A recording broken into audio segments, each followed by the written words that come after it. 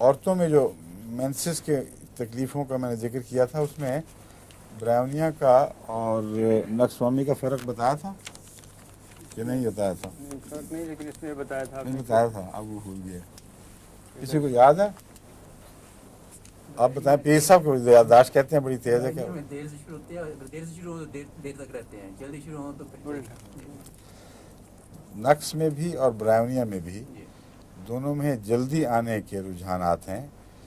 नक्सवामी का की इलामत यह है कि जल्दी आ जाता है मगर ज़्यादा नहीं होता और रन करता है यहाँ तक कि मेंसेस के नॉर्मल पीरियड में दाखिल हो जाता है और उसी तरह नेक्स्ट जब मेंसेस ख़त्म होते हैं साथ ये भी ख़त्म हो जाता है। तो इसका जो एक्स्ट्रा पार्ट साथ लगा हुआ है वो मेंसेस से पहले आए तो सारा फ्लो लंबा नज़र आता है, क्योंकि ये अभी ख़त्म हो रहा होता है बीमारी का हिस्सा, तो नॉर्मल मेंसेस शुरू हो जाते हैं।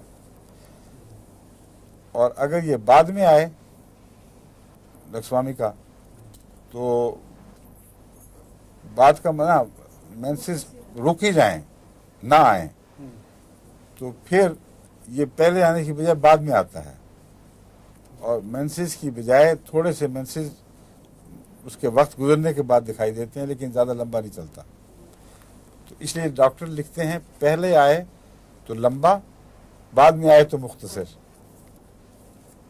हालांकि वो मेंसेस की बजाय आता है। फिर ब्रायोनिया में ये अलामत है कि पहले जब आता है तो बहुत ज़्यादा होता है, इतना खून ज़्यादा हो जाता है कि एनीमिक हो जाती हैं ऐसी औरतें जिनको ये बीमारी हो।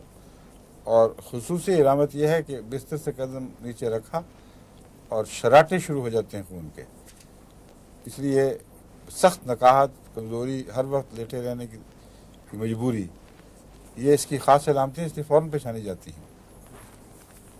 और बाद दफ़ा जो किताबों में ये लिख देते हैं कि दोनों नक्स में भी वक्त से पहले और ज़्यादा, हालांकि ज़्यादा दिन होना चाहिए, वक्त से पहले और ज़्यादा से ब्रायोनिया की अलामत है, नक्स की नहीं है।